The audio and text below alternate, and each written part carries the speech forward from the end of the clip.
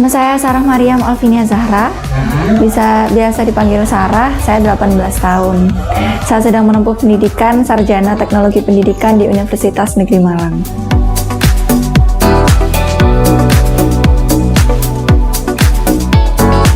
Karena saya menyukai bidang fashion dari semenjak SD, namun itu lebih kepada catwalk dan yang lain.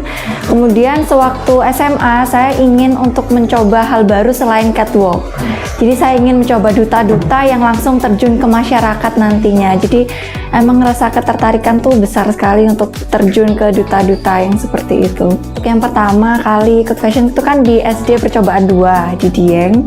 Kemudian setelah itu saya ke SMP 12 di Kanjuruhan Unikama Sukun. Kemudian setelah itu saya lulus kemudian ke SMA Negeri 6 Malang.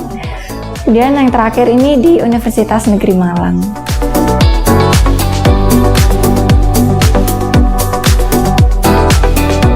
Dari dulu kecil sih saya pengen jadi Putri Indonesia sebenarnya, cuman karena saya berkacamata jadi mungkin agak susah.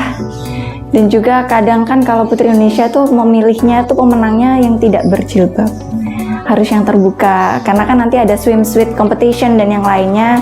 Jadi ya saya cuma pengen memberikan yang terbaik aja, pengen yang terjun langsung atau memberikan program kerja nyata langsung.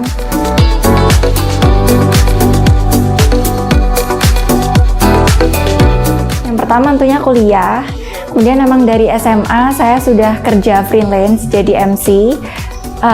Juga saya sekarang sudah mendirikan event organizer namanya Cipta Organizer, di mana itu event organizer yang berbasis e-sport atau game. Jadi saya biasanya mengadakan event-event yang berbasis game.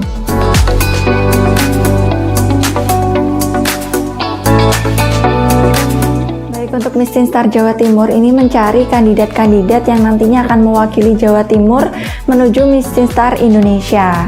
Nah, saya perwakilan Malang, khususnya ada Malang sampai 8 dan saya Malang yang ke-8. Saya berhasil masuk ke top 5 di Miss Teen Star Jawa Timur 2021.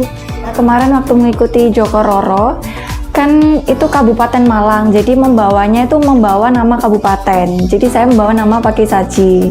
Dan ternyata ada peserta lain juga yang dari kabupaten-kabupaten lain seperti Turen dan yang lain-lainnya gitu. Tapi cuman saya belum beruntung di Joko Roro.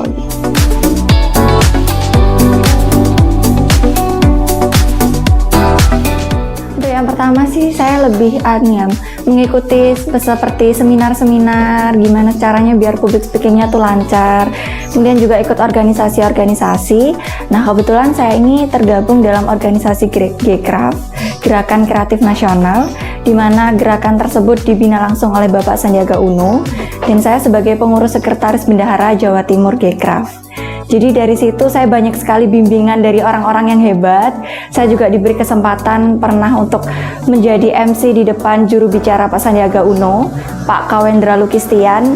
Jadi dari situ ilmu saya semakin bertambah seperti itu.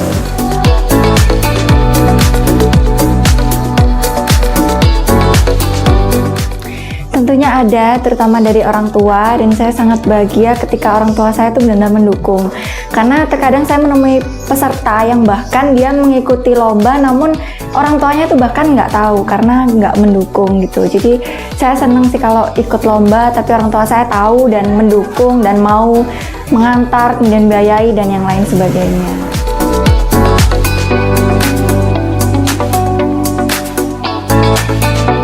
Penting sih karena support orang tua itu membuat semangat juang kita tuh lebih tinggi ya.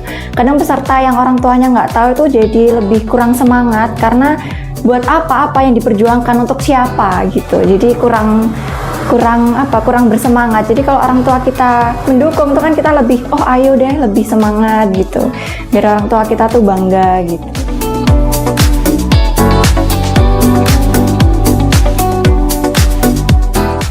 Kadang pertanyaan kecil atau satu kata hal kecil itu bisa membuat satu hari kita itu berharga gitu kan. Misalnya seperti pertanyaan, gimana hari ini interviewnya kira-kira apa, ayo apa yang bisa dibantu gitu.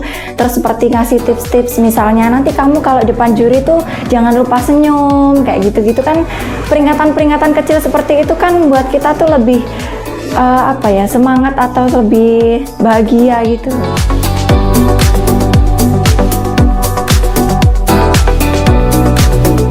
Kalau pesan saya sih, kita harus tetap memperjuangkan apa yang kita sukai ya. Kita nggak mungkin menjalankan apa yang tidak kita sukai gitu, karena sesuatu yang dipaksakan itu kan tidak baik. Jadi ya kita harus tetap berjuang, kemudian tunjukkan ke orang tua bahwa kita ini bisa gitu. Kita nggak perlu harus menjadi seperti yang orang tua inginkan pun kita bisa sukses gitu.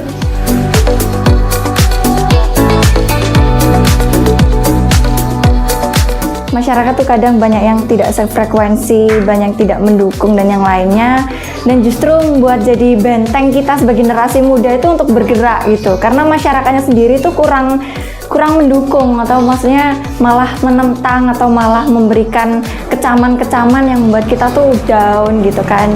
Jadi ya pelajaran yang saya ambil tuh mungkin kita bisa untuk menunjukkan atau malah membalik atau berbuat baik kepada mereka-mereka masyarakat yang kurang mendukung kita, untuk menunjukkan bahwa ayo kita sama-sama membangun bangsa ini gitu.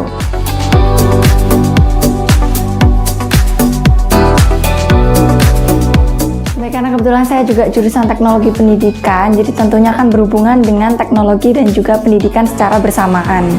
Nah, untuk 4.0 ini tentunya kan Pak Nadiem Makarim sebagai menteri juga memiliki banyak sekali inovasi pendidikan seperti mengganti ujian nasional, kemudian banyak sekali. Jadi ya teknologi itu memang benar-benar dipergunakan secara efektif oleh Bapak Menteri, dan saya pikir peran generasi muda itu hanya mengikuti dan mengikuti dengan baik. Maksudnya itu mempergunakan secara memilah-milah mana sih yang manfaat, mana sih yang enggak gitu. Jadi dari kita sendiri sih untuk mengkontrol menggunakan sosial medianya. Harapannya sih saya tidak hanya memiliki selempang, tidak hanya memiliki banyak sekali piagam, tapi juga berperan langsung ya, maksudnya masyarakat benar-benar merasakan manfaatnya, perubahannya dan yang lainnya. Jadi tidak sekedar ada icon, ada duta, ada apa, kalau tidak berguna juga buat apa gitu kan. Jadi ya harapannya itu sih.